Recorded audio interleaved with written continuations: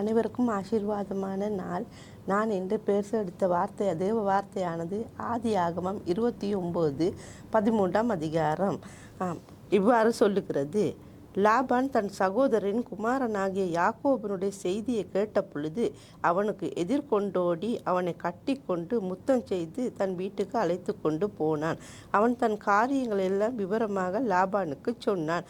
அப்பொழுது லாபான், நீ என் எலும்பு மாம்சமானவன் என்றான். ஆம் தேவ பிள்ளைகளே, தேவன் கூறுகிறார், இன்றைய நாளிலே எங்களுக்கு கொடுத்த உறவுகள் பெருமதியானவைகள். அதன்படி அவர்கள் எங்களை காயப்படுத்தி இருக்கலாம், துன்பப்படுத்தி இருக்கலாம், வருத்தப்படுத்தி இருக்கலாம்.